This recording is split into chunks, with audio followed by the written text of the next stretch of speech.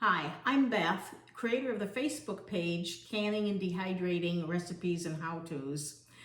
I am a homemaker. I am not an expert. I am not a teacher. I am not a scientist. But I like to share with you tips and tricks for canning, dehydrating, and freeze drying. I started my freeze drying journey earlier this year. We are empty nesters and we decided to buy a freeze dryer, and we decided to do it simply because it's a better way to preserve some foods that we weren't comfortable canning or that really couldn't be dehydrated. And it's been quite a journey. I love my freeze dryer and I need to start out with that. But I also have to tell you that you read a lot about freeze drying. You can freeze dry your foods and create foods and they're just like they are fresh.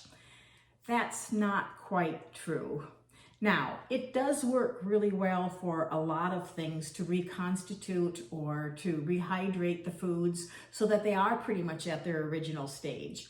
Soups, some casseroles, stews, they all can come back pretty much like fresh. But there are tips to that, and in the end, if you think about freeze drying, how that works is your food is frozen, and it's frozen at a super low temperature, and then the freeze dryer extracts the moisture as a gas, whereas with dehydrating, your food is evaporated. The big difference between dehydrating and freeze drying is this. When you're dehydrating your food, you usually have somewhere between maybe 15 and 30% of your moisture in. And that's okay. You can preserve your food a long time that way, depending upon what the food is. But you also lose, tongue twister there, you do lose some of your nutrients, maybe 20 to 30% of your nutrients. With freeze drying, you actually retain 95 to 97% of your nutrients. And I think that's important when you're preserving food. I have found this.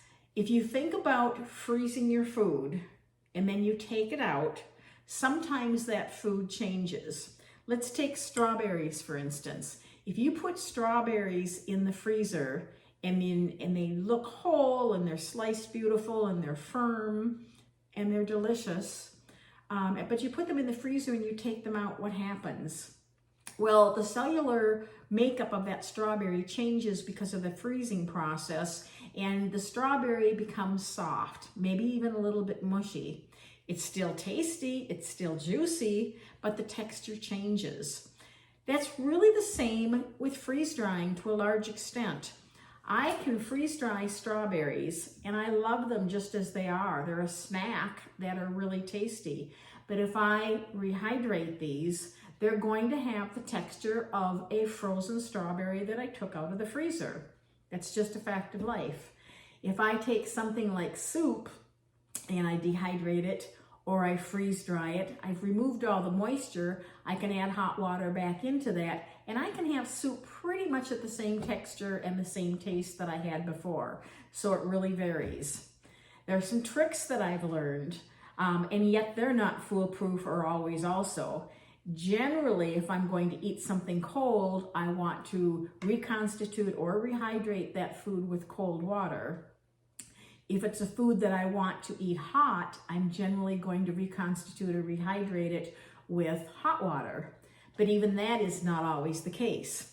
I'll take, for example, freeze-dried raw eggs. If I rehydrate those with hot water, they're going to cook instantly, and that isn't necessarily what I want. So my intention here is to take you through a journey and let you know kind of what I've learned and also what I'm planning on doing going forward.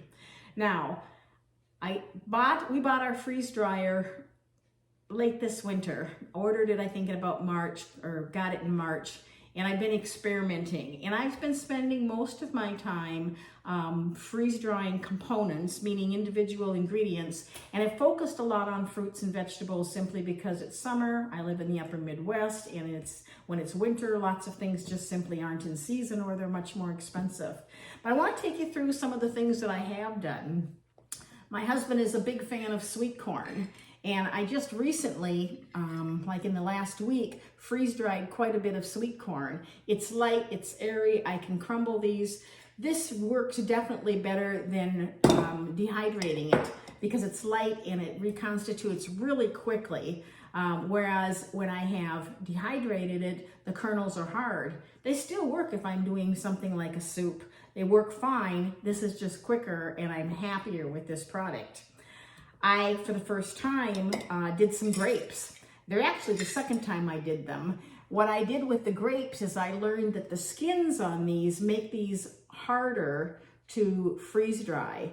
I didn't have any luck dehydrating these at all, but when I cut these in half, I was able to freeze dry them and they're really tasty. I blanched mine first, so the color was a little bit off. They're a lighter green instead of a green, but they're super tasty and I really like them. Early on, I did some cottage cheese because we had it on sale. And this works really, really well. I can add cold water to this. I can let that sit for a little bit in the refrigerator and I have cottage cheese and you'd never know it's not fresh. I did some strawberries. They're delicious, actually, just as they are. I don't have any plans to try and put moisture back into these. And you actually can crush these with your hands or a rolling pin or some kind of a pounding mechanism, and you have strawberry powder. That's great for flavoring frostings or yogurt or oatmeal or anything else you might like the strawberry flavor for. Mushrooms, I've done these both dehydrated and I've done these freeze-dried. And I'm up in the air in terms of which one's better to do. I think if I'm putting something in the dehydrator and I have more room, I'd probably throw the mushrooms in there.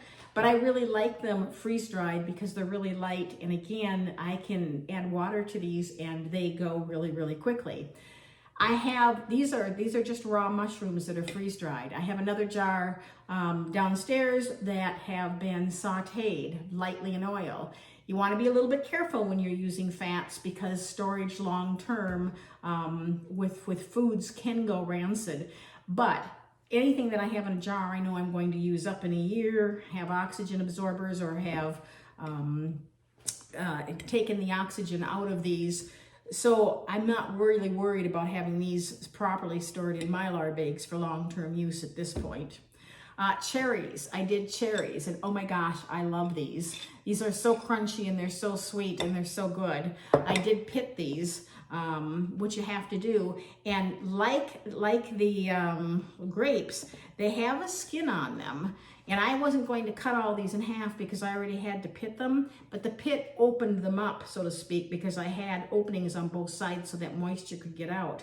They took a while, but they're really, really tasty. I have, let's see, peaches here. Peach season was recently, and I absolutely love these. I have dehydrated these in the past. I prefer the freeze-dried. They're light, they're airy, they're full of flavor, they're really good. Blueberries. I picked blueberries for the first time ever with a friend this year, and that was really a lot of fun.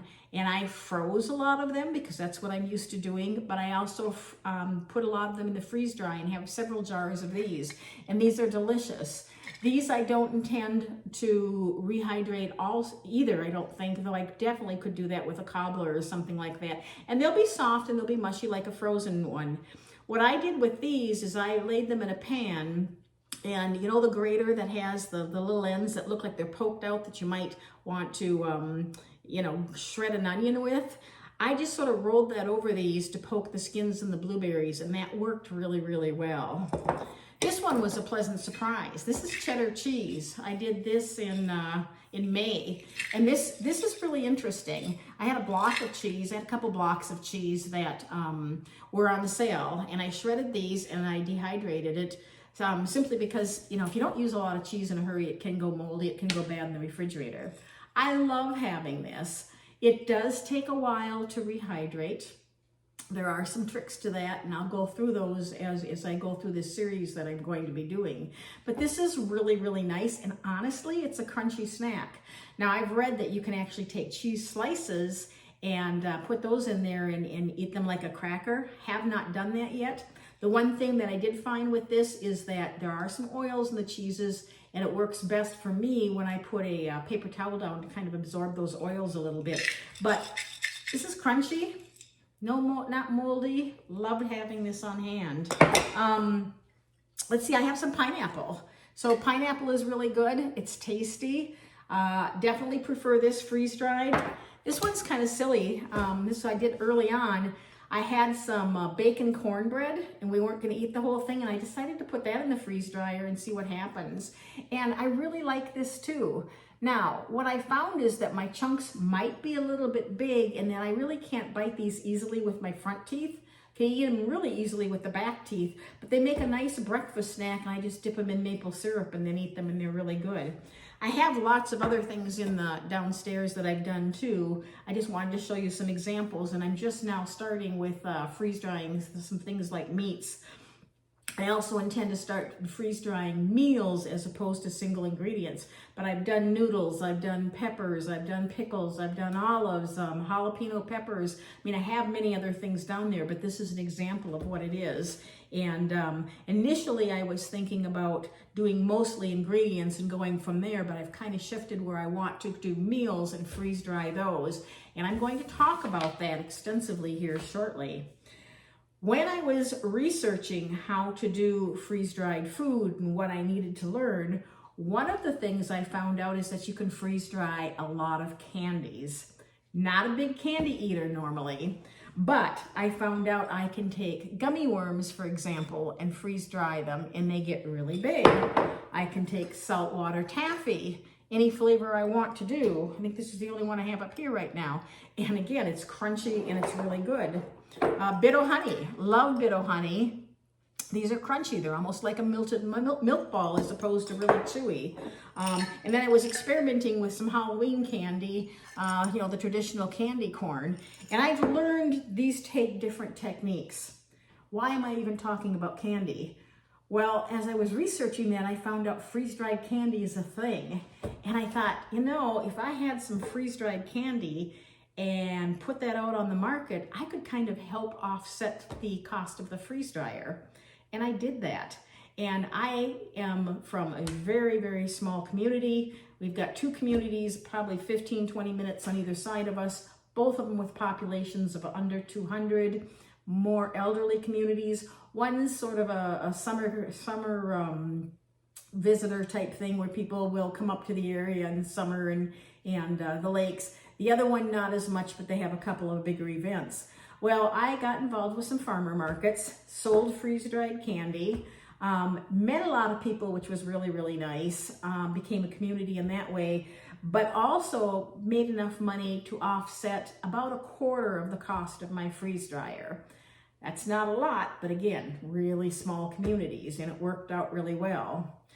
When you buy a freeze dryer, I'm not going to lie, it's expensive. And that's something that you need to think about. I have an entry-level freeze dryer. It has only 4 shelves. I chose to do that because we're just the two of us. We're empty nesters, and it didn't make sense to get a bigger one.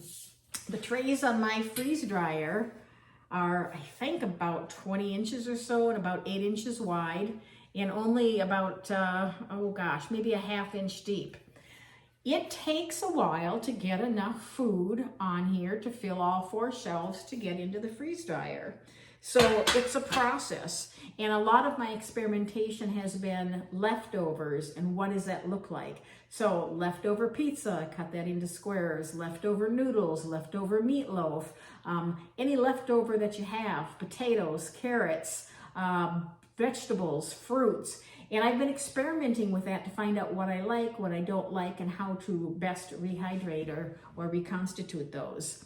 So why did we decide to buy a freeze dryer? We decided to buy a freeze dryer because A, we're rural, and B, at any given time, we're rural enough that we could be locked in if we have a storm come through. We live more in the woods, and the roads in and out are a mile and a half. There's a lot of trees, and there's been more than one time where, a tree comes down. Sometimes we can cut it and get it out. Sometimes we need to depend on somebody else to do it. And frankly, also for convenience. When we're traveling, it's really nice. It will be nice to have food that we can take with us and just add water or eat as is. I have done a lot of that with my canning, have done a lot of that with the dehydrated foods, but this offers me something that I can do a little bit quicker, and it's a little bit lighter. And with canning, I have to haul jars along, and of course that's heavy and breakable glass. So that's really the reason we did that. To get into my freeze dryer though, as an entry-level freeze dryer, I did a lot of research about the different brands. It gave a lot of thought about what I liked. When all was said and done, I spent about $3,800 to get into the freeze dryer that I chose, and I did choose to upgrade our pump simply because it requires less maintenance. And so in the long run, that becomes a little bit cheaper too. But then you have to have a table to put that on because these units weigh almost 300 pounds. And you have to have Mylar bags if you're going to store your food long term. Again, I consider all this short term. By that, I mean a year or less. I did buy another set of pans. I was sure I wasn't going to do that because I could go ahead and use the freeze dryer and then thaw things out and then wash my trays and put something in. Well, that really slowed things down because when you freeze dry, your freeze dryer can freeze the food, but that takes a lot more energy.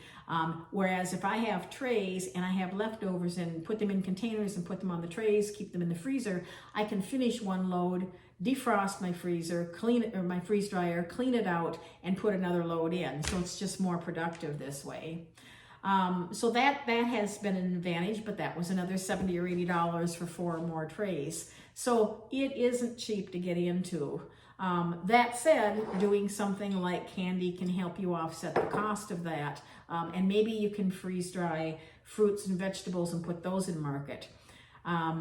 It depends really on the state that you're in. There are different rules and there are different laws on that. Some of them are very restrictive, some of them are not restrictive.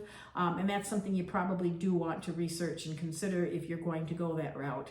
Most of the freeze dryer companies also have layaway plans where you can pay so much a month towards your freeze dryer. And then of course, when you're paid up, then you'll be able to get one. So like many things, it is an investment. I consider it a tool, and you know, it's a hobby of mine too, quite frankly, but it is something that you want to think about. But do your research, because the biggest brand I would touch with a 10-foot pole. I bought a Stay Fresh freezer. I'm really, really happy with it. There are 1 or 2 other brands I think that are out there now that I think are probably pretty good, but they just haven't been out there long enough to know that the service and the components are working really well, at least for me. The one book, if you're thinking about freeze drying, that I would definitely recommend is this one. This has been a Bible for me almost. It was written for somebody who has the Harvest Right freezer. Not a fan of that brand. But the information on here is so good that it really gave me the confidence and the know-how to get started. And it has whole sections in here with some menus, or not menus, but recipes to kind of give you ideas. But it also gives you really good directions on how to freeze dry different foods, how to rehydrate it, what to expect. And that really has taught me and given me the confidence to do it. But the dirty little secret with freeze drying is this. The freeze drying part is really pretty easy. It is almost the same for all of your food. You're going to put your food in, you're going to put it in frozen or not frozen, you're going to learn your machine, you're going to push a button and you're going to let it do its thing. There are some techniques that you want to use to make sure your food is really dry, because the machine most often doesn't know for sure if it is. And we'll talk about that as we go. But the secret that you really have to learn is how to use that food on the back end. Do you want to eat it raw, like raw fruit? Yes, it's easy. If you have meals, how do you put those together? If you have lasagna or spaghetti, how do you reconstitute that so that it's edible? So that's the exploration post that I'm going down at this point in time. What I've done, after careful thought, is I've put together 2 weeks worth of menus of food that I am going to go ahead and put together to put into our emergency pantry, if you will.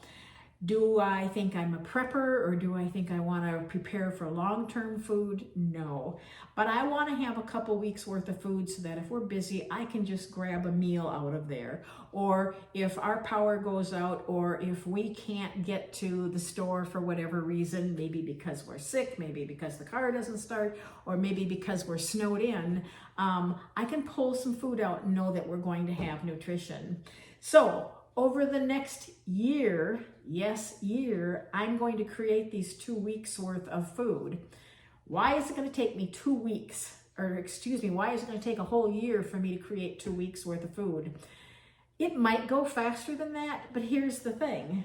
Again, I have 4 trays that I can use food in. It takes a long time to fill these trays. These trays hold about 4 cups or several pounds worth of food. But if you think about that, that's a lot of hamburger, or that's a lot of chili, or that's a lot of spaghetti, or whatever it is I'm going to make. And I'm not used to cooking in great big batches. In the summer, I've worked on the fruits and the vegetables, but now I'm going to start working on the meals as we move into fall. So what I'm going to do is a couple of things here. I'm going to work on my first menu over the course of the month, and once I get everything done, then I'm going to post it as one video. So my first meal is going to be oatmeal with blueberries. I'm a big fan of steel-cut oatmeal. I love it in the winter, but if you like steel-cut oatmeal, which is more nutritious than the instant oatmeal or the 1 or 3 minute oatmeal, you know it takes about 20 or 25 minutes to make. I don't always want to spend that time in the morning doing that or dirtying a pan. I actually have batch 90, in other words, the 90th batch of freeze dryer food in the freeze dryer as I make this video. And in there is some oatmeal and some pineapple and some peaches. I also have some chopped red peppers in there. No, I think I have those still in the freezer. I think it's just the oatmeal. Yeah, I have the oatmeal, the pineapple, and the peaches in there right now. What I'm going to do is make these menus so that I have a day's worth of food.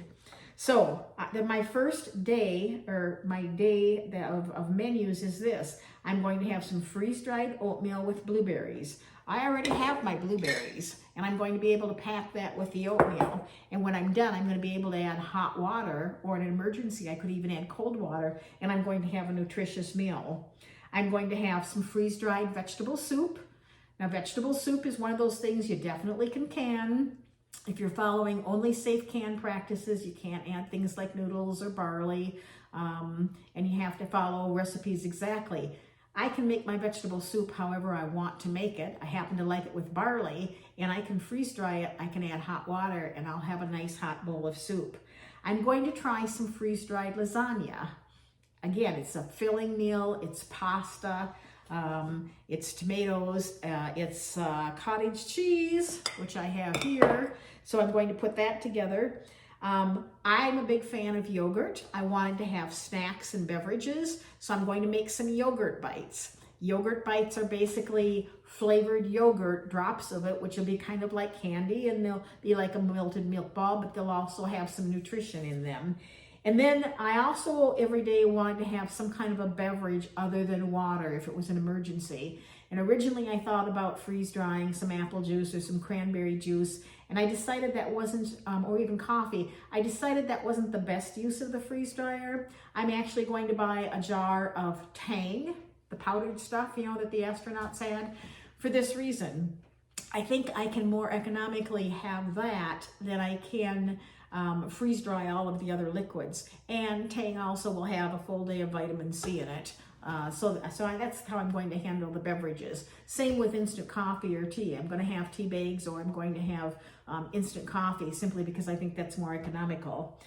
Freeze drying, a lot of people say, how much does freeze drying cost to do? There is a cost to it because you're using electricity, and you actually have to have a dedicated 20 amp, I believe, line. I probably don't have that right, I'm not an electrician, to your freeze dryer. My husband was able to do that, so we didn't have the cost of an electrician to do that. I pay somewhere between 15 and 17 cents a kilowatt hour. Our kilowatt costs vary depending upon the time of the year. And what I did is I looked at the taxes for that. So if your kilowatt hour is, say, 16 cents an hour, and you have 6% sales tax for the state and 0.5% maybe county or city tax, take your 16 cents, your 0.16, and multiply that by your 6.5, and you're gonna get, or 0.065 rather, you're gonna come up with a number, and that really is your cost per kilowatt hour to freeze dry your food. On average, when I run a 24-hour load, it's costing somewhere between $3.50 and $4 for a full 24-hour period. A lot of the foods will take 24 to 48 to 50 hours. So it might cost $5 or $6 to run a load of food. That's definitely a consideration, but from a practical standpoint, I'm not going to be running more than 1 or 2 loads a week by the time I get all of this put together and have enough food. But it is a cost, so you may notice an increase on your electric bill. I don't want to sugarcoat that. It's another one of those dirty little secrets. That said, a lot of people say on average they're going to see their electric bill go up maybe $20 a month. Again, it's really going to depend what your cost per kilowatt hour is and also how often you're using your freeze dryer. When you're doing candy, most candy takes maybe 4 hours or so. I can run an electric load on that. The freeze dryer works differently. It has candy mode. That'll usually cost me less than 60 cents to run the whole batch for 4 hours. But other things like gummies might take 16 hours, but it still costs less than $1 for me to run that. So again, it really depends what you're costing. And I use an electric meter that I have my freeze dryer plugged into, so I know exactly what it's costing. Now, today, what I do want to show you is one thing, if you just kind of hang with me. This is freeze-dried avocado. I absolutely love avocado, but they're hard to get and they're expensive. I mean, sometimes they're more than $1 for an avocado. So when they've been on sale, I've been buying these, and I have a bigger jar downstairs. So let me show you, let me clear this off and show you what I'm going to do with avocado. I'm a big fan of avocado toast, but I like avocado also in salads. So let me clear this off, and I'm going to show you what I do with this. I'm going to show you 2 ways that I use avocado, and just to kind of get you started. I do hope you're going to follow me as I make this food. I promise I won't be babbling quite as long with all of this, but I think you'll learn some tips in terms of how to package that, how to reconstitute it, and how it all worked. If you're interested in learning more about a freeze dryer or which one I recommend and why, post it in the comments below.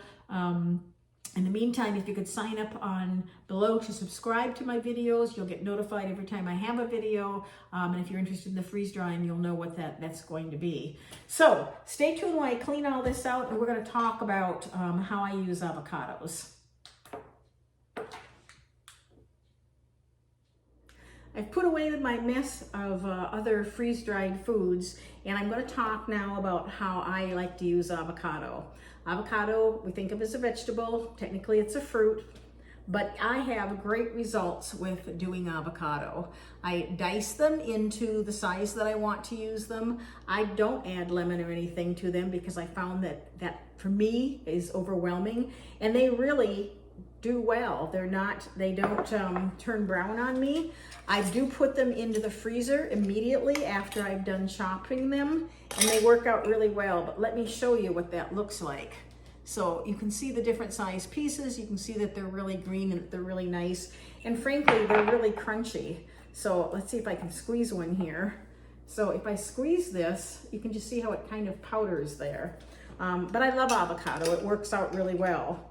So there's 2 ways to do this, and depending upon what I want to do with it, I'll show you what I do. The first thing you can do is you can just soak it in cold water. This is what I did here. I soaked it in cold water, and then I put the container in the refrigerator for probably no more than 10 minutes. I tend to just cover the avocado about halfway with cold water, and then put it in the refrigerator, and 10 minutes later I have it. Because of the way I do it, I do want to drain it on a paper towel afterwards. But let me show you what happens and what I get afterwards.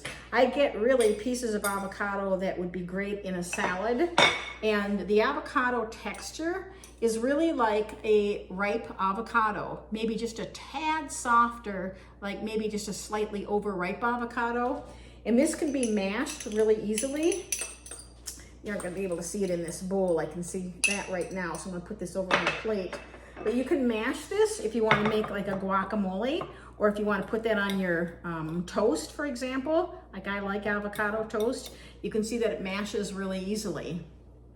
So if I want chunks of avocado, I'll just soak it in cold water, drain it in a paper towel, and that works well. But one of my favorite things is avocado toast. So what I really like to do is I like to take my avocado, I like to put them in some kind of a machine, and I like to powder them. I don't powder all of mine at a time simply because I like to use avocado in salads, and I like to have it available for other uses. So I only powder really what I'm going to use. And I'm going to go ahead and grind this, and then I'm going to show you what I do next. So stay tuned. All right, so I ground my avocado into a powder. It's sort of a, not a real fine powder, but it's fine enough. So let me just show you. You know, it almost looks like chunks of it here, a little bit, but it works really well. Then I just put it in a bowl, and I'm going to use the same bowl I had the wet stuff in. And then you just really want to add, you know, some water to that. Now, typically when I grind this, I'm going to have a little bit of it sticking to the edge. And part of that is because when you grind something, you're creating friction, so you're creating moisture. So I want to put that, you know, just scrape that out there and not waste any of that avocado. I like this particular Krups coffee grinder. I find that it works best for grinding the foods and making the vegetable and fruit powders that I like to have. It also has a decent capacity. I will put a link to that down below if you're interested in that. But otherwise, any coffee grinder you have, or even a blender if you're going to do large capacity works. So what you can see now is I have my avocado powder. What I'm going to do is I'm going to add water to that. Usually it's about, I don't know, a third to a half depending upon the consistency. Avocado is something you're generally going to eat at room temperature or cold, so I'm adding cold water to that. And I'm just going to add enough, and less is more sometimes because you want to see, you know, what your texture is going to be. But you can see as I mix this up that I'm very quickly getting a avocado paste, if you will. And this looks really pretty good already. So you can see how I have that paste. Now, I can also tell by looking at it that it's not quite rehydrated yet. I still have a little bit, and this is where you just want to add a little bit because you don't want to add too much, and that might have been a little bit too much. I'll pour some of that back in. You don't want to add too much because you don't want to make it too thin. You know, once you've got the water in, it's in. But avocado soup, avocado sauce, avocado toast is what I'm going for. And just like that, I can see that I have what I want to have. So look at that. And it goes that fast with the powder. And the smaller your pieces, the faster everything is going to work. So let me grab some salt and pepper because I like that on my toast. And the avocado that I mashed, I could really mix in on that too. And I probably will, just because I don't want to waste anything. Do I have a knife here? I think my knives are dirty. So I'm going to take this. That's just mashed avocado. There is no granular feeling on that at all. And I'm going to put that on my toast. And I have a really easy, quick breakfast. I could make guacamole with this easily by adding some tomatoes and some onions and some garlic and, you know, maybe some jalapeno peppers depending upon how you like your guacamole. So I have avocado toast, just that quick and that easy. And look at that. It's perfect. I like a sprinkle of salt with mine. I should slice some fresh tomatoes because I like that way too.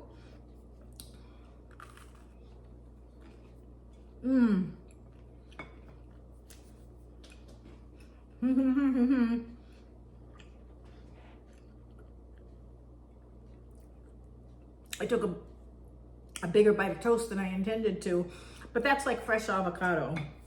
So that's definitely a big advantage to freeze drying, is that you can almost instantly prepare a food, and again, in multiple different ways. Avocado works really well. Again, you can slice it, you can dice it. I recommend dicing it. If you're gonna slice it, make your slices thin. put them in the freezer right away, then put them in your freeze dryer until they're dry, crunchy. For storage, you want to make sure that they're in an airtight container. I vacuum seal anything that I'm going to store for less than a year, which is why these are in jars. I will continue to buy avocado and build my supply of avocado as they're on sale because avocados are expensive. Personally, I prefer the Hass avocados, so that's what I go for. But I have fresh avocado to use year round now when it's on sale, which is great.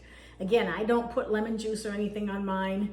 Slice them, dice them, get them in the freezer as fast as you can. When you have a load of other food, then go ahead and run your freeze dryer with it. I'm never gonna have 4 trays of avocado ready to go, but when I get a bunch of it, you know, maybe a cup of it or 2 cups of it or even a few avocados, and I have room on my tray, I throw it on my tray with whatever else I'm freeze drying, because almost all your food is freeze dried at the same temperature. For me, it's about 120 degrees. So I hope you enjoyed this video. If you're interested, please subscribe by hitting the button on your bottom right. I'll have a link to the coffee grinder that I absolutely swear by for grinding any foods. I'll also have a link to a freeze drying book, which is what I call the Bible 101 of freeze drying. It's awesome. If you have questions about this or anything else with freeze drying, please put them in the comments below. Would appreciate a thumbs up if you enjoyed the video. Thanks for watching.